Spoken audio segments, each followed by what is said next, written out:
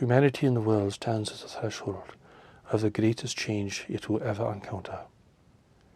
This change will be wrought in part by humanity's misuse of the world and humanity's impact upon its natural environment of the world. But included in this is the intervention of races from around the world who seek to take advantage of a weak and divided humanity. These two great events, these two great phenomena, are directly connected. For those who seek to intervene in the world, seek to have humanity become weak and divided, and to have you plunge into conflict, your nations struggling over the remaining resources, your nations fighting with each other for food, water, and energy rights and access, into an increasingly chaotic situation. Those who are intervening in the world, who rely upon mental persuasion above all else to achieve their goals, will present themselves as the saviors of humanity. They will come with their advanced technology, proclaiming that they do not have war, that they do not have conflict, that they have learned to live in peace and equanimity. But their presentation, as convincing as it might sound, is entirely a deception. For they are nothing more than resource explorers and commercial interests who seek to gain control of the world and the world's people. They do not have military strength. That is not their power.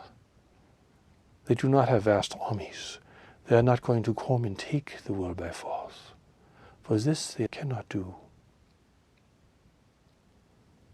Instead, their strength is more subtle and more pervasive, and in the end far more successful than any use of force would be. Humanity's destiny is to emerge into a greater community of intelligent life in the universe. This greater community represents races and nations of beings at all levels of evolution, representing an immense diversity of life. But at present, humanity knows nothing of the greater community. You only have your wishes and your fears and your aspirations to fill in the great question of what exists beyond your borders. But what exists beyond your borders is a competitive environment unlike anything you can possibly imagine. Here there are races that are mature.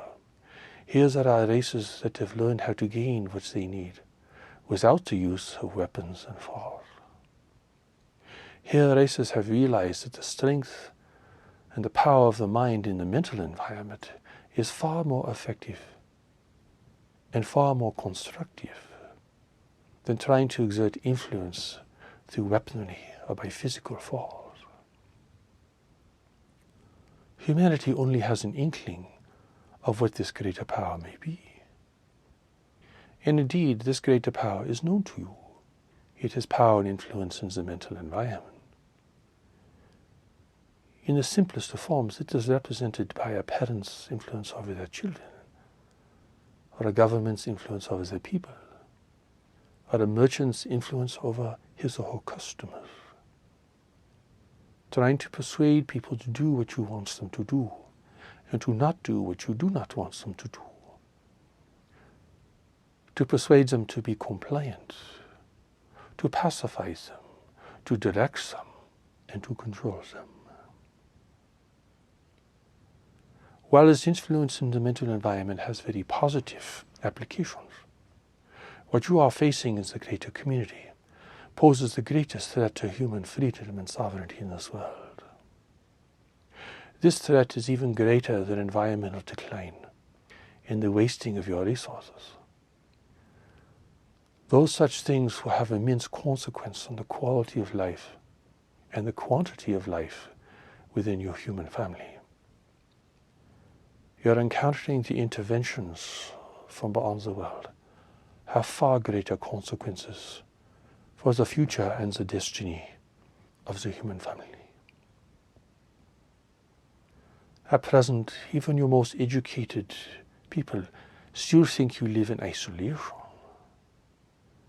That perhaps there is intelligent life somewhere in the universe, but it is assumed that no one can get here, as if the entire universe is limited by the boundaries of human science and understanding.